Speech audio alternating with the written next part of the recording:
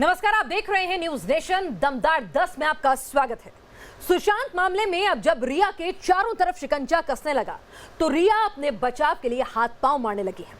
रिया ने कैसे अपने बचाव के लिए न्यूज नेशन को ढाल बनाने की कोशिश की और कैसे आपके चहेते चैनल ने उसे ठोकर मारी, ये भी बताएंगे। पहले ये जान लीजिए कि रिया चक्रवर्ती की शुक्रवार को जब सीबीआई के सामने पहली पेशी हुई तब क्या हुआ। रिया ने सीबीआई के सवालों का क्या कुछ जवाब दिया, सीबीआई ने क्या कुछ सवाल किए, कैसे रिया से क्रॉस क्वेश्चनिंग हुई, जानिए इंटरोगेशन रूम की पूरी इनसाइड स्टोरी।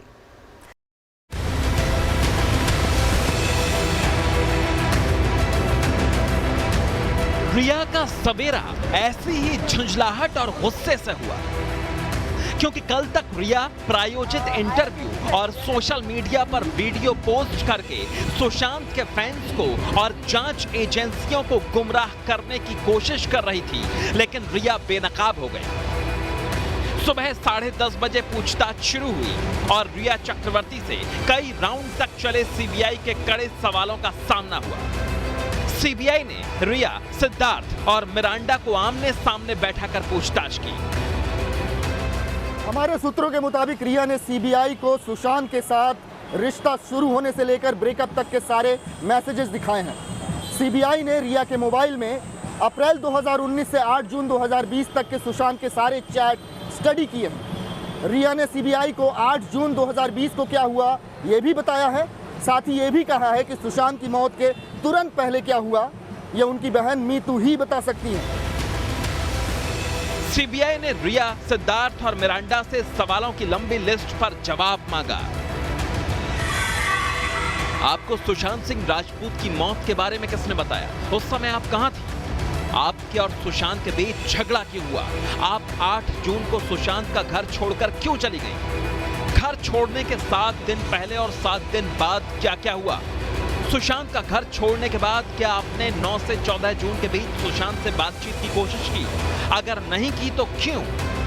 क्या आपने सुशांत के कॉल और मैसेज को इग्नोर किया? आपने उन्हें ब्लॉक क्यों किया था?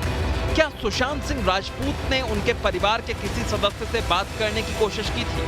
अगर हां तो किस बारे में बात करने की कोशिश की थी? सुशांत किन स्वास्थ्य समस्याओं से जूझ रहे थे? डॉक्टर, साइकियाट्रिस्ट और मेडिटेशन वालों की डिटेल दीजिए। सुशांत के परिवार से आपका रिश्ता कैसा था? सुशांत की बहनों से आपका झगड़ा क्यों हुआ था? आपने सुशांत की मौत के मामले में सीबीआई जांच की मांग क्यों की थी? क्या आपको कुछ गड़बड़ लगी थी? दरअसल एनसीबी को लगता है कि रिया के पूछताछ से ठीक पहले टीवी पर इंटरव्यू देने का मकसद गवाहों को प्रभावित करना था। आज न्यूज नेशन पर भी रिया चक्रवर्ती की तरफ से इंटरव्यू के सवाल फिक्स करने की कोशिश की गई। रिया के वकील ने न्यूज नेशन के सामने एक प्रायोजित इंटरव्यू करने की शर्त रखी। रिया के इंटरव्यू पर उनके वकील ने कहा कि रिया सिर्फ सुशांत से अलग सवालों का ही जवाब देंगी और उनसे सुशांत से जुड़ा कोई भी सवाल ना पूछा जाए। न्यूज नेशन ने इस प्रायोजित इंटरव्यू को लेने से ही इनकार कर दिया। प्रायोजित इंटरव्यू में रिया ने दावा किया था कि सुशांत का उसके परिवार से अच्छा संबंध नहीं था। इसका जवाब सुशांत के विधायक भाई नीरज बबलू ने दिया। जिस तरह से रिया ने प्लांट मर्डर करने का काम किया है उसी तरह से ये इंटरव्यू भी पूरा प्लांटेड है। अपने इंटरव्यू में रिया ने तमाम झूठ को आंसुओं के साथ परोसा, लेकिन इन आंसुओं का असर सीबीआई, ईडी और नारकोटिक्स कंट्रोल ब्यूरो पर नहीं होने वाला। झूठ, झूठ और सिर्फ झूठ, और यही तमाम झूठ रिया की साजिश की सच्चाई है। रिया ने प्रायोजित इंटरव्यू देकर सुशांत की डेथ मिस्ट्री को झूठ से रंगने की कोशिश की। शानदार एक्टर की तरह रिया ने स्क्रिप्ट फॉलो की और एक से बढ़कर एक झूठ बोले। आइए आपको रिया के वो बड़े झूठ बताते हैं जिनके खुलासे के सबूत काफी पहले से न्यूज नेशन के पास मौजूद हैं।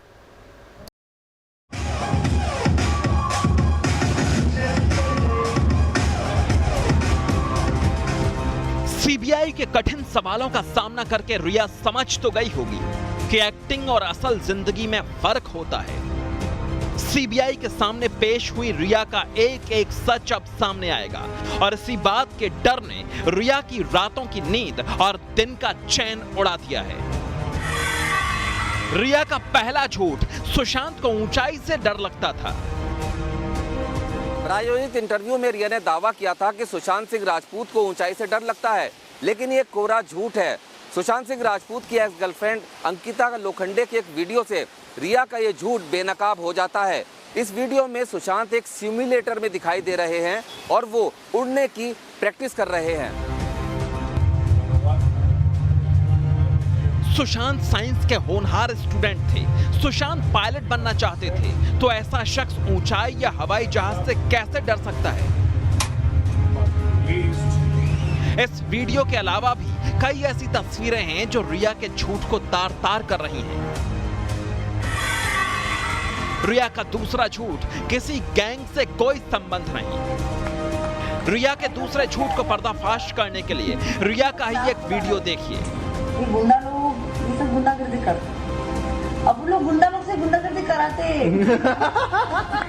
गुंडों की भाषा में वसूली और डॉन जैसे शब्दों के साथ टपोरी बनी रिया का ये वीडियो उसके झूठे किरदार का गवाह है। तो लगता है अब उतना बड़ा डॉन है, डॉन नहीं है, डॉन तो अपने से ऊपर है। लेकिन दुनिया के सामने रिया खुद को पाक साफ बताने के लिए हर पैंतरा आजमा रही है। I believe that I will get justice. रिया का तीसरा झूठ, ड्रग्स सिंडिकेट से कोई वास्ता नहीं। ड्रग्स को लेकर पूछे इस सवाल में रिया ने खुला झूठ बोला। रिया की चैट चीख कर बता रही है कि रिया का संबंध नशे के कारोबार से था। चैट में उनके ड्रग डीलिंग में इन्वॉल्व होने और सुशांत को ड्रग्स देने की बात भी सामने आ रही है। सुशांत के पिता ने भी कहा था कि रिया उनके बेटे को लंबे वक्त से ड्रग्स दे रही थी, लेकिन रिया से जब इस बारे में पूछा गया तो उन्होंने कोई जवाब नहीं दिया और ना ही प्रायोजित इंटरव्यू में उससे कोई काउंटर करने की जहमत उठाई गई। रिया का चौथा झूठ, सुशांत डिप्रेशन में थे। सुशांत की मौत के बाद से रिया लगातार सुशांत को मानसिक तौर पर बीमार साबित करने की कोशिश में जुटी है। रिया के इस झूठ का जवाब अंकिता लोखंडे ने अपने इंस्टाग्राम पर दिया है।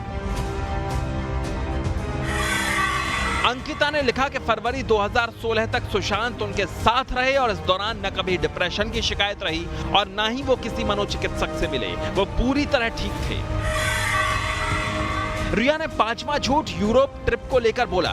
रिया ने अपनी यूरोप ट्रिप को लेकर खुलासा किया कि जब वो लोग पेरिस पहुंचे तो सुशांत का बर्ताव बदला हुआ था। वो कमरे से निकले तक नहीं। रिया के इस दावे पर सुशांत का पुराना वीडियो सामने है। वो पेरिस की सड़कों पर मस्ती करते दिख रहे हैं। ये वीडियो सुशांत ने खुद अपने सोशल मीडिया अकाउंट पर 9 अक्टूबर 2019 को शेयर किया था। वीडियो में नजर आ रहा है कि सुशांत डिज्नीलैंड जाने के लिए काफी एक्साइटेड हैं। गुनहगार कितना भी होशियार क्यों ना हो, वो सच के फंदे में फंस ही जाता है और ऐसे ही फंदे में फंस गया है चीन भी। चीन ने लद्दाख में घुसपैठ का गुनाह तो कर डाला है। अब हालात हाथ से निकलते जा रहे हैं तो पूरे चीन में घूम घूमकर जिनपिंग सरकार पूछ रही है कि भारत के साथ कैसे निपटा जाए। मतलब सीधी बात यह है कि चीन अब लद्दाख में जंग के लिए जनमत संग्रह करा रहा है।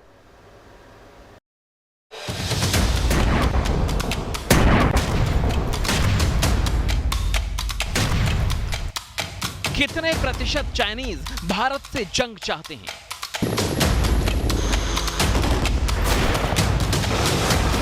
कितने प्रतिशत चाइनीज भारत को चीन पर निर्भर समझते हैं?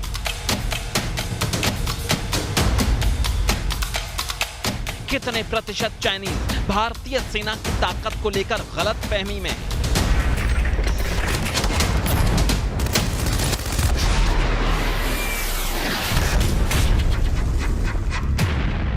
लद्दाख में हिंदुस्तान से जंग का मंसूबा पाले जिनपिंग सरकार चीन में घूम घूम कर 10 का दम खेल रही है।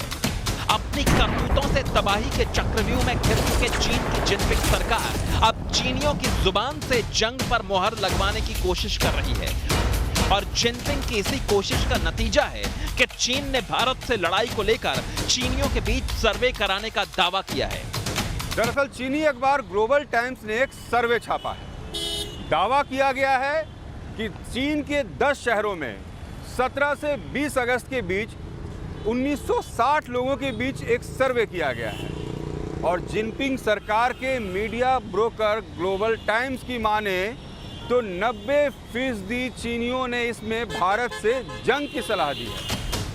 हालांकि सर्वे के नतीजों के साथ ग्लोबल टाइम्स ने जिन चीनी रक्षा विशेषज्ञों से बात की, उन्होंने चेतावनी दी कि भारतीय सेना को कमजोर समझकर चीन कहीं जंग न कर ले, क्योंकि भारत के पास न सिर्फ बेहद घातक सरहदी सेना है, बल्कि भारत को सरहद पर जंग का तजुर्बा भी चीन से ज्यादा है। लद्दाख में घुसपैठ के बाद जिस चीन ने सर्दियों के इंतजार में भारत के साथ 19 दौर की बातचीत का ढोंग किया, जिस चीन ने बात के साथ साथ पेंगोंग से लेकर गोगरा पोस्ट पर घात की पूरी तैयारी कर ली, ऑप्टिकल फाइबर से लेकर वायरलेस 5G नेटवर्क बिछा डाला, उत्तराखंड से लेकर अरुणाचल तक सैन्य तैनाती बढ़ा दी, उस चीन के मंसूबे पहले दिन से साफ थे। जंग के लिए जनमत संग्रह का जिनपिंग ने जो ड्रामा किया उसका मतलब भी समझ लीजिए। कोरोना के बाद चीन की हालत बेहद खराब हो चुकी है। विदेशी उद्योग धंधे लगातार बंद हो रहे हैं, रोजगार खत्म हो रहा है, विदेशों में कारोबार पर लगातार ताला लगता जा रहा है और बाढ़ ने खेती बर्बाद कर दी है। सच तो यह है कि चीनियों को भूखे मरने की नौबत आने वाली है और ऐसे में जिनपिंग के खिलाफ कहीं अंदरूनी विद्रोह ना हो जाए, इसीलिए चीनियों को झांसा देने के लिए जिनपिंग ने लद्दाख में लड़ाई का एक मोर्चा खोल रखा है। लद्दाख में चीन के जंगी मंसूबों की आशंका इसलिए भी बढ़ती जा रही है क्योंकि जिनपिंग ने चीनियों को जिन ख्वाबों का झांसा देकर अखंड राज करने की चाल चली थी, वो अब धराशायी होती दिख रही है। पाकिस्तान में बारिश क्या हुई? पानी के लिए हिंदुस्तान से पंगा लेने वाला पाकिस्तान कचरे के ढेर में सन गया। सबसे बुरा हाल तो कराची का है, जहां नाले और शहर में फर्क करना मुश्किल है।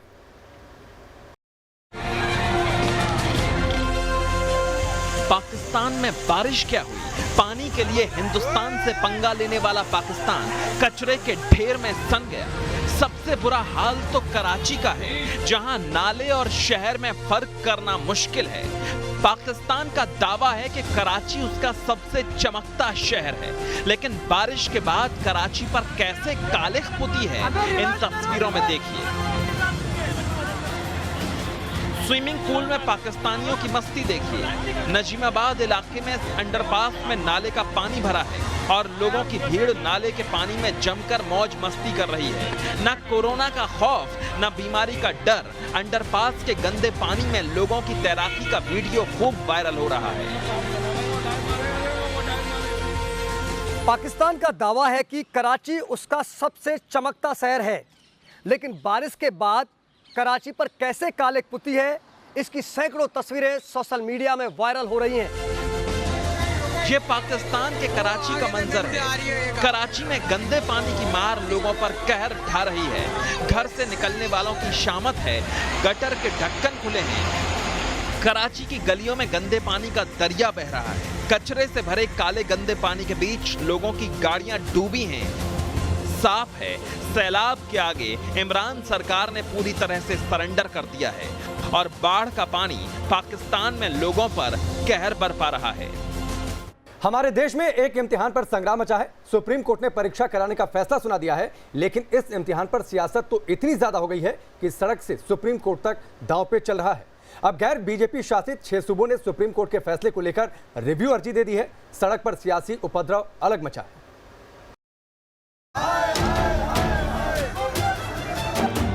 हिंदुस्तान की सबसे बड़ी अदालत से सड़क छाप सियासत तक संग्राम मचा है। बहाना है नेशनल एलिजिबिलिटी एंट्रेंस एग्जाम को किसी भी तरह से टालना। जिसे परीक्षा लेनी है वो इंतजाम कर रहे हैं, जिन्हें परीक्षा देनी है वो तैयारी कर रहे हैं और जिन्हें न कुछ लेना है न देना है वो बवाल किए हुए हैं। Any decision has to be taken regarding your future.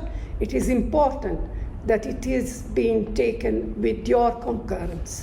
सरकार तो परीक्षार्थियों का एक साल बचाने के लिए परीक्षा का आयोजन करवाना चाहती है, लेकिन शायद कांग्रेस पार्टी की मंशा कुछ और ही है। कांग्रेस चाहती है कि केंद्र सरकार उसकी सियासी जिद के आगे घुटने टेक दे, वरना सर्वोच्च न्यायालय से मिली मंजूरी और केंद्र सरकार की पूरी तैयारी के बावजूद 6 राज्य सरकारें जी जान से परीक्षाओं को रोकने की कोशिश भला क्यों कर रही है।